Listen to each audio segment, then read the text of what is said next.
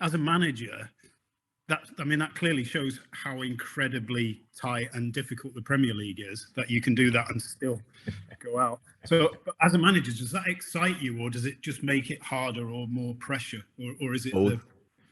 Both. Okay. This league is very exciting. Absolutely, I can see that, even I'm completely involved. But yes, of course, this increased the pressure as well, so that the league is unbelievable. So when I was in Germany, people spoke about the best league in the world. Where is it?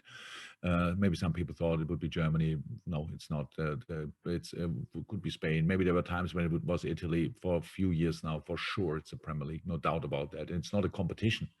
It's just how it is. There's not a competition which is the strongest league. It's just how it is. With the amount of world-class players in this league is absolutely incredible. I think the English clubs came through this very difficult pandemic so far the best from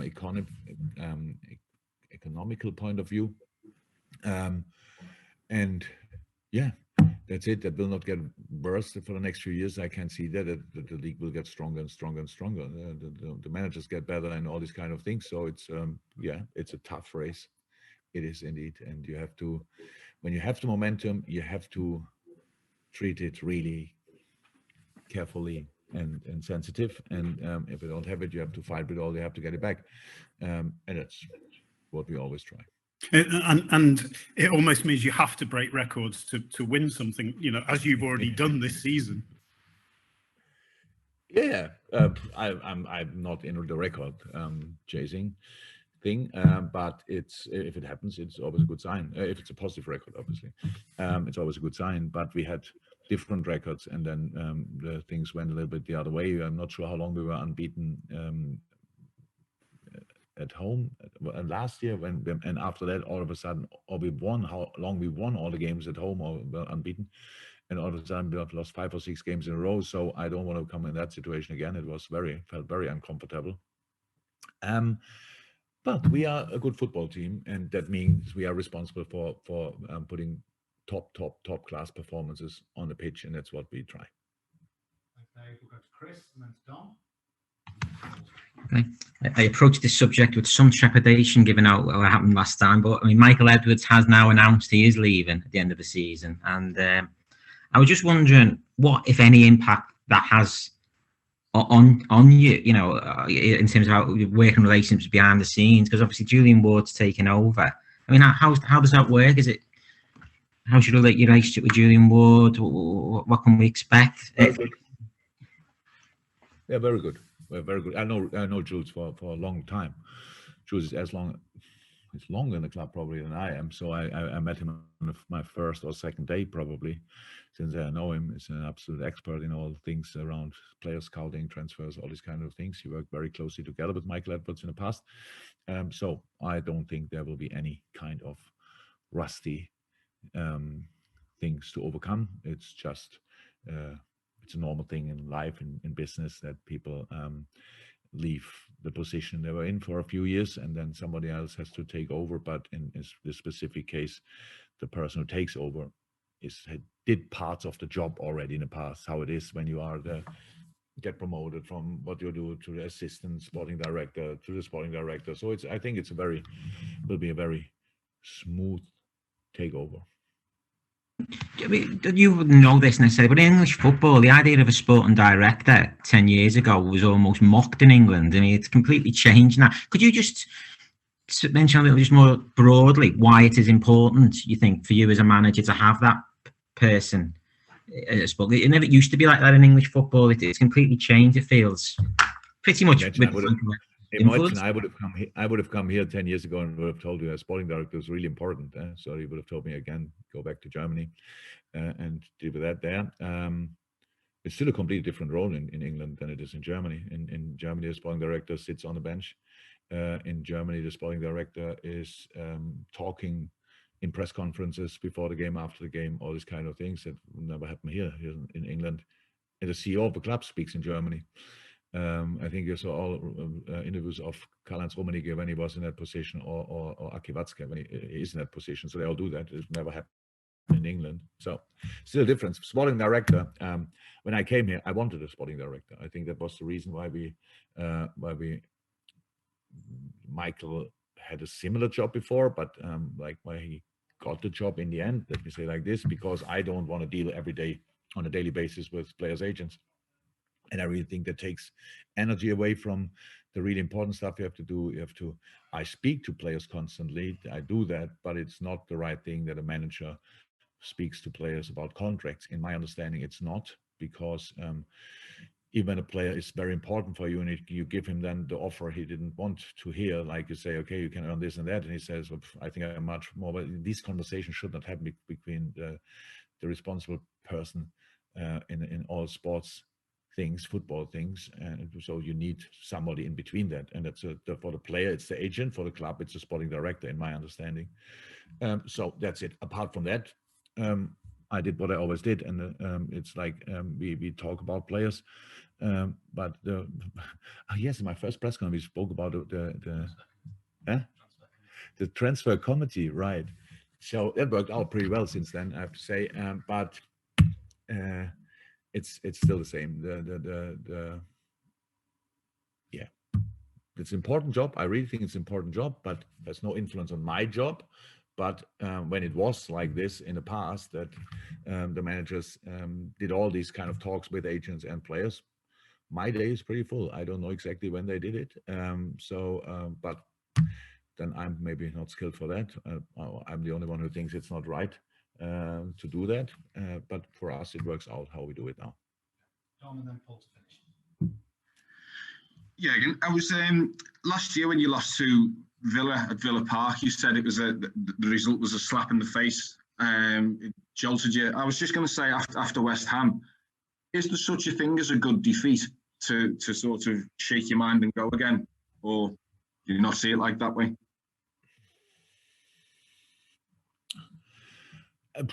Each defeat is good after you came over it.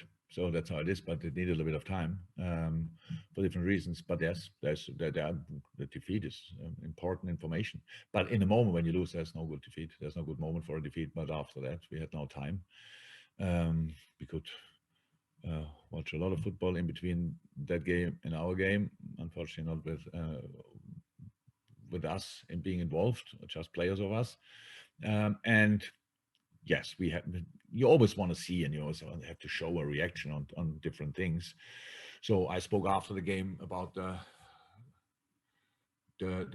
first goal we conceded, which I thought was a foul, and that's of course it is a foul, by the way, but it's of course it's because of you feel really hard the defeat, and it's not, you don't think it's fair and all these kind of things. That's in an analyze it looks completely different. The goal I hated most was the counter-attacking goal. Because we had to defend that much better. So the other two goals were obviously set piece. The second set piece was incredibly well taken and really well executed. But first goal a foul, second goal we have to defend it better. So that's what you have to learn of it. That's this bit of aggression, what we have to show more. There are things we can do much better. But scoring there against the team in form twice and being very dominant. We all probably saw, I'm not sure how often you saw West Ham, but against us they played again. Maybe like the old West Ham, if you want, like set pieces and counter attacks. We were really in charge of the game. They had better moments. They had always good moments against us. We won at home against West Ham years ago, 3-2. So it was a really tight game, and all those kind of things. So you can struggle against West Ham, absolutely clear. But the one goal I hated most was the goal after through the counter attack, and that's what these kind of things we have to improve. Against Arsenal, they do counter attacks as well, definitely, especially if you let them. But especially if you play a team who's going for counter attacks and set pieces, you have obviously to avoid set pieces in the first place if possible, and to defend set pieces better. For that, you need sometimes the help of a referee with eyes, and sometimes not, and sometimes you have to do better. And but the rest we have to improve, and that's what we knew before, but we saw it in this game again. Thanks, Dom. Finally, Paul, to finish his press conference. Yeah, I was just going to bring up that actually. The Trossard goal, the Fornals goal, Foden goal, AC Milan goals, maybe the Atletico goal away from home. There's been a bit of a pattern. The Griezmann one from Felix João pass there's been a little bit of a pattern where it feels like you said then to Dom about you need to be more show more aggression. Is it a physical thing? You need to make more challenges in midfield, or it just feels like there's a bit of a pattern with those goals? There's a bit of pattern, but it's not. When you will, well, maybe you watched it only recently now because you bring them all up, but they were still all different. What we did, we lost challenges in the right, in very decisive areas.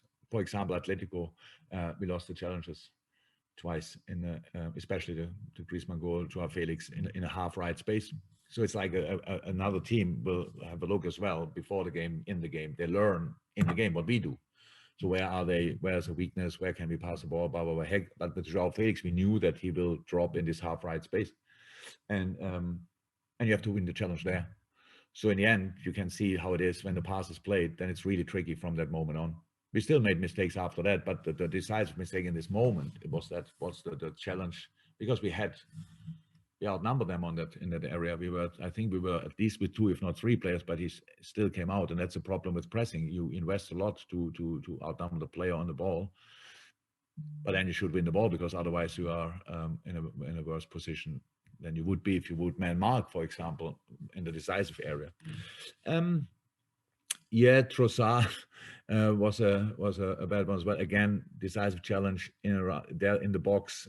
We could have defended better. We all know that.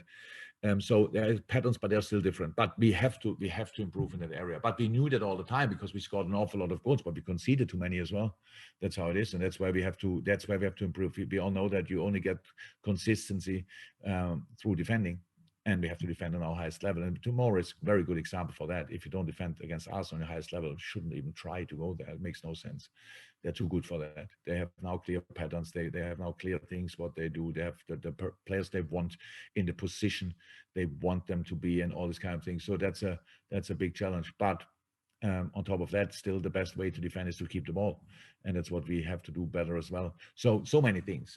Completely independent to the West Ham result. We, even with the 25 games unbeaten, blah, blah, blah, run, we always knew we have to work on it. And that's what we actually do. But we're constantly interrupted by either injuries or international breaks. That's a little bit of a problem. So we play games, then we could have time, then they're all away, then come back. So it's, unfortunately, in football, to work on solutions, you need time, but you don't have time. That's a tricky thing, but we still are on that subject, you can imagine. Thanks, everybody. Have a safe weekend and speak to you.